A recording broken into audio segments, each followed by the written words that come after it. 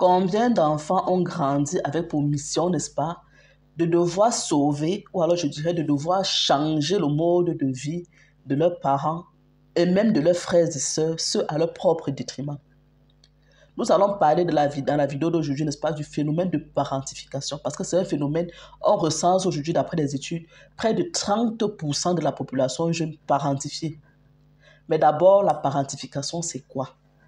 La parentification, c'est ce phénomène selon lequel l'enfant prend le rôle du parent. Les rôles sont inversés. Ça veut dire que le parent qui est censé s'occuper, n'est-ce pas, de son enfant, n'est plus la capacité ou alors à délaisser ce rôle à son enfant ou à son adolescent. Dans cette vidéo, n'est-ce pas, je vais vous étayer avec des exemples précis, 3 causes et 3 conséquences qui vont ensemble dans ce phénomène de parentification parce qu'il est temps de dire stop avant que ça ne prenne encore plus d'ampleur.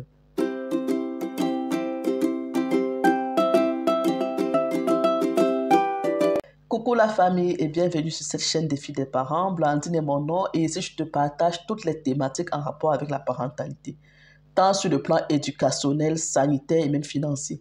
Donc ce sont les thématiques qui t'intéressent, n'est-ce pas? Sens-toi la bienvenue. Tout ce que tu as fait, tu t'abonnes, tu actives la cloche de notification et tu feras partie de notre belle communauté. Donc aujourd'hui mes chéris, nous allons parler de la thématique de la parentification. Ces enfants qui sont parentifiés et prennent le rôle de leurs parents. Les parents délaissés, les parents sont dépassés ou alors je dirais, ils ont fui leurs responsabilités. Si toi aussi tu as été parent, peut-être par un enfant parentifié, tu vas t'identifier dans cette vidéo par les exemples que je vais te citer tout à l'heure, n'est-ce pas? Parce que je me dis, si on ne commence pas maintenant, la lue ou la courbe est en train de prendre là, d'ici 2, 3, 4 ans, ou même je disais au maxi 10 ans, tous les parents auront délaissé leur rôle à cause de quelques éléments. Nous allons voir plus en profondeur. Donc la cause principale numéro 1, c'est quoi? On va parler dans cette cause. Je vais classer ici, sans vouloir indexer qui que ce soit, n'est-ce pas? Les parents qui ont subi le phénomène ou alors les familles qui ont subi le phénomène de l'immigration. Une famille qui a quitté l'Afrique et arrive en Occident, dans un pays où on parle une langue autre que la langue de base ou alors sa langue d'origine. Il arrive avec les enfants vont forcément être scolarisés, donc les enfants comprennent mieux la langue. Voilà le parent, lui qui ne comprend pas la langue du pays, il ne comprend même pas, il n'arrive même pas à lire ce qui est écrit dans les documents. Il délègue directement toutes les responsabilités administratives à son enfant.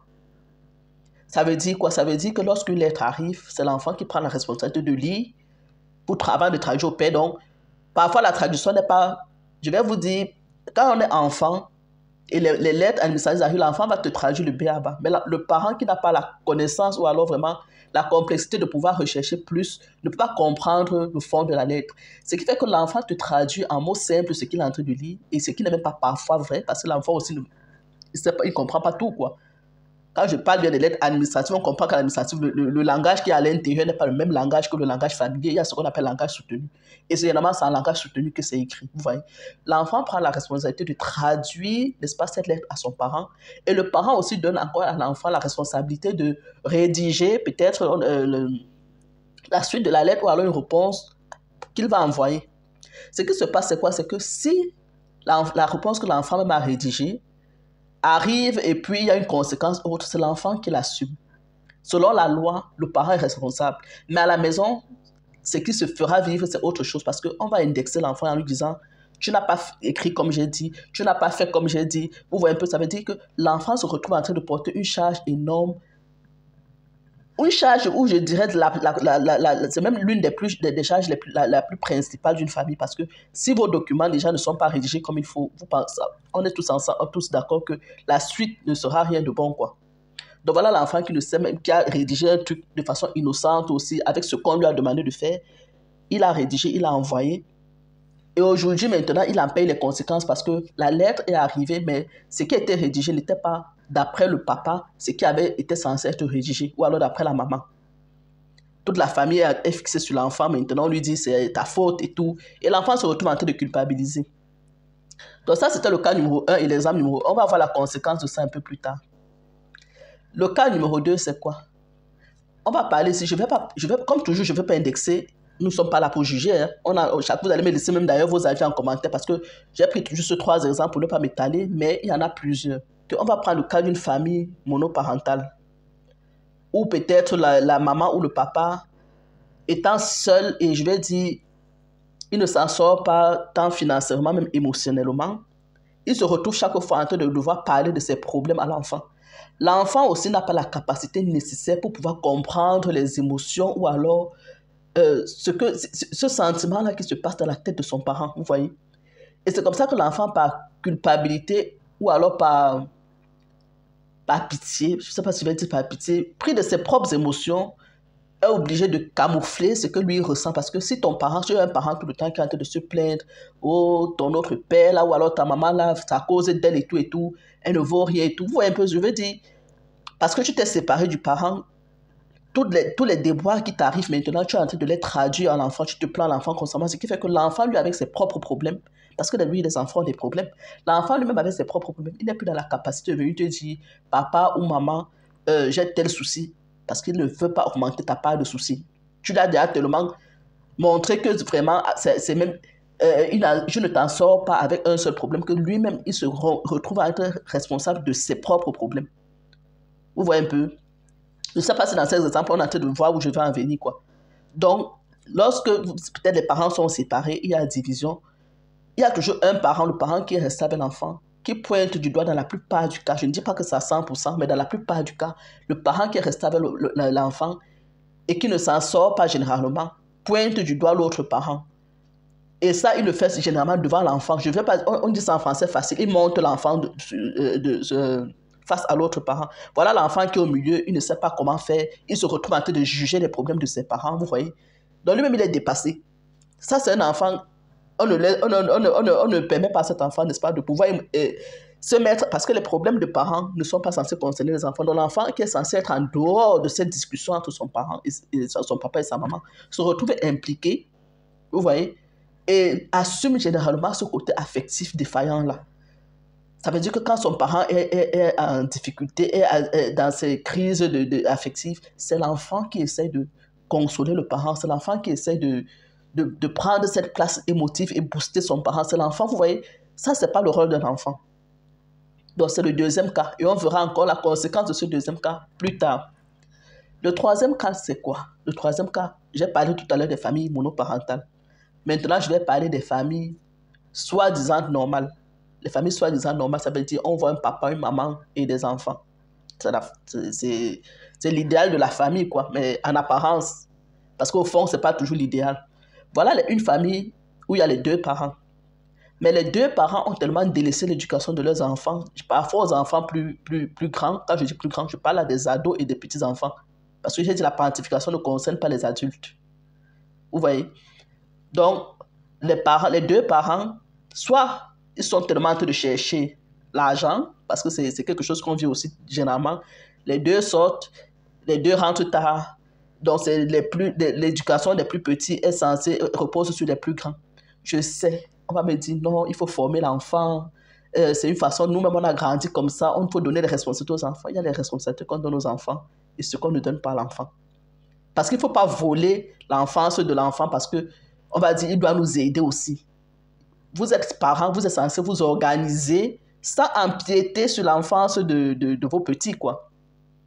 Je prends quel exemple pour étayer ce propos. Voilà deux parents qui sortent, n'est-ce pas, mes chéris? Ils vont travailler. L'autre travaille de nuit et l'autre travaille du matin. Donc, quand l'autre sort de l'entreprise, l'autre est censé être à le parti. Vous voyez? La maman, elle en partant, elle a dit à l'enfant, à sa fille aînée, tu vas rester réveiller tes frères, les apprêter à aller déposer à l'école. Elle est partie. Elle est sortie à 5 heures parce qu'elle commence à 6 heures. Elle est sortie à 5 heures, elle est partie. Voilà l'enfant qui est resté, la fille qu'on a réveillée pour dire que tu vas rester réveiller tes frères, les apprêter à aller déposer à l'école. Elle doit déposer comme ça à l'école avant elle-même de partir sa part d'école.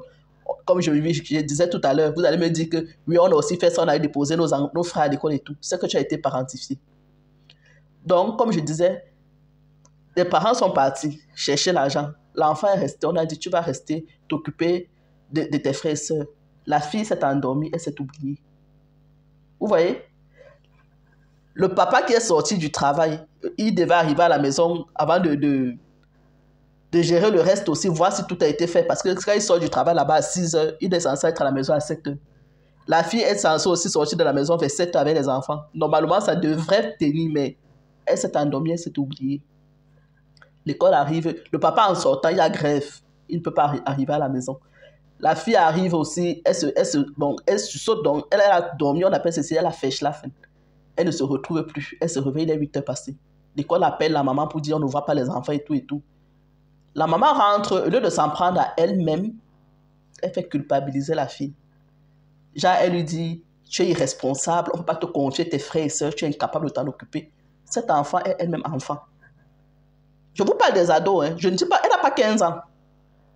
Donc ça veut dire qu'elle-même, elle attend encore à ce que... On dit, oui, c'est vrai, il faut former les enfants, mais à quelle base? Forme l'enfant avec le suivi, forme l'enfant de façon que toi-même, tu peux t'asseoir et observer si ce que l'enfant est en train de faire est bien ou pas. Ou alors si elle a réussi à faire ce qu'elle a fait. Parce que c'est quelque chose comme quoi, l'enfant a l'habitude de le faire. Mais pour une fois où l'enfant n'a pas fait, c'est-à-dire qu'on n'arrive même pas à gratifier l'enfant pour ce qu'elle fait d'habitude, parce que ce n'est pas son rôle en fait. Pour une fois qu'elle n'a pas pu faire, on la fait culpabiliser, on l'indexe, c'est à cause de toi que tes frères ont raté l'école, tu n'es pas encore responsable, vraiment on ne peut pas compter sur toi, vous voyez, tu nous as affiché, c'est à cause de toi, donc maintenant tu as mis notre vie dehors, vous voyez. Un enfant de cet âge-là, qui commence à recevoir ces balles-là, genre je suis incapable de m'occuper de ma famille, je suis incapable de couvrir ma famille, vous pensez qu'émotionnellement, ça va se passer comment là-bas-dedans? C'est-à-dire que les parents ne se remettent pas en question pour dire non, ce qu'on fait là n'est pas bien, parce que vous pouvez même partir, même le bandit entre chez vous. Vous voyez un peu, ce n'est pas seulement une affaire de... Elle a raté pour une fois de déposer des enfants à l'école à l'heure. Il y a un âge où on accorde certaines tâches à l'enfant, surtout les tâches qui concernent la responsabilité des parents. On ne dit pas qu'il ne faut pas former les enfants. On peut donner des tâches à la maison, faire la vaisselle, faire tout. Mais des tâches déjà nécessaires où on sait que si ça se gâte là, c'est vraiment compliqué. On doit attendre que l'enfant ait une maturité nécessaire, n'est-ce pas, avant de lui accorder ce genre de devoir. Donc maintenant, après avoir étayé, n'est-ce pas, les 3 causes que je disais, c'est qu'est-ce qu'il y en a plus? Donnez-moi les causes en commentaire. Parce qu'on ne pouvait pas me dire que ce que j'ai dit là, c'est le monopole. Non, il y en a plusieurs. Là, on va passer maintenant aux conséquences. Donc la conséquence numéro 1 de la parentification, n'est-ce pas, c'est le trouble émotionnel de l'enfant. L'enfant va grandir avec cette redevance, c'est-à-dire, pour lui, il va s'oublier et il aura l'impression que il ne doit vivre que pour les autres. C'est-à-dire, il est en quête permanente de reconnaissance. Ok, je dois satisfaire mes parents, je dois satisfaire mes frères et sœurs, je dois montrer que je suis responsable, c'est-à-dire, je dois prendre soin d'eux. Il s'oublie lui-même, vous voyez. Ça, c'est l'une des conséquences. La conséquence numéro 2, c'est que l'enfant, plus tard, est dans les regrets. Et quand vous savez que quand on est dans les regrets, c'est que vraiment, on a tout de franchir le cap de la dépression, quoi. Donc, l'enfant commence à être dans les regrets. Il se dit, j'ai raté mon enfance, j'ai volé mon enfant. Vous voyez, parfois, tu passes comme ça, tu vois d'autres enfants sont en train de jouer, tu te dis, ah, moi, je n'ai même pas fait ça. Moi-même, je dis souvent à mes enfants que votre enfance, si je ne sais pas ce que vous faites, nous, on a eu une belle enfance, vraiment. Nous, on a joué, nous, on a fait ceci. Vous voyez, un enfant qui n'a pas eu ce privilège de faire ce qu'un enfant doit faire. C'est-à-dire, tu n'as pas connu le changement enfant-parent. Tu as été parent depuis que tu es petit. Tu grandis, tu es toujours parent. Vous voyez que c'est des personnes qui auront des troubles de comportement parce que lui-même, il ne se retrouve pas. J'ai été parent à vie. À quel moment j'ai été enfant, vous voyez. Et ces parents-là, des parents qui ont été parentifiés, vont forcément retransmettre cette parentification aux enfants parce que lui aussi devient addict, c'est-à-dire il entre dans le phénomène aussi de trouble de comportement là. C'est que ses parents vivaient, oh je n'ai pas fait ceci, lui aussi commence aussi la même chose à ses enfants. Donc la cause numéro 3 pour sortir de cette vidéo, c'est que l'enfant qui a été parentifié et qui a grandi vraiment dans la parentification, c'est un enfant qui vit dans l'autosuffisance, c'est-à-dire qu'il a peur de demander de l'aide. Il se dit que c'est lui qui doit toujours aider. Vous voyez ce genre d'enfant, ce genre de parents, parce qu'ils ont grandi, n'est-ce pas, ce genre de parents, c'est le genre de parent qui a tendance à vouloir acheter l'amour. C'est-à-dire que toutes les relations, s'il est dans une relation où c'est lui qu'on va aider, il va fuir la relation. Il se retrouve mieux dans les relations où on lui demande de l'aide à chaque fois, c'est-à-dire c'est lui qui se retrouve à aider. Et on vit ça, il y a ce genre de parents pleins, c'est-à-dire c'est dehors en grande quantité. Vous voyez un parent, il est chez lui, il ne peut même pas satisfaire ses propres besoins. Mais les besoins de ses peut-être de ses parents, on va dire oui, c'est les parents, ses frères et sœurs, c'est-à-dire parce qu'il veut qu'on lui donne un peu de reconnaissance, un peu de gratitude, un peu d'amour, il se délaisse, il délaisse sa propre famille qu'il a construite pour aider les familles de ses frères et sœurs, ou alors je disais des autres personnes même ailleurs, parce que ce genre de parents est enclin à aller aider même les enfants des amis au détriment de ses propres enfants. Je ne sais pas si on se comprend. Parce qu'il veut cette reconnaissance, il recherche ce sentiment de gratitude. C'est-à-dire, on lui a inculqué dans la base que tu dois pouvoir t'occuper des autres. Tu dois grandir. Il y a des parents qui disent même, grandis vite, hein.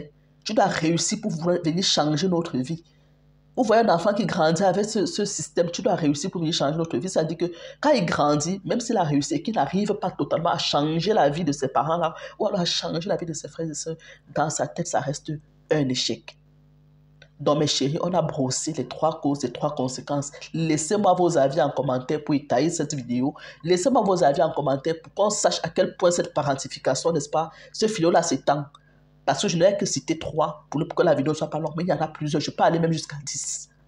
N'est-ce pas? Donc, merci de m'avoir suivi jusqu'ici. N'oublie pas de t'abonner si ce n'est pas encore fait. Tu likes, tu me laisses un pouce. Et si tu peux même partage la vidéo, ça va aider les autres. Donc, on va se dire, n'est-ce pas, à la prochaine. Et ciao, ciao.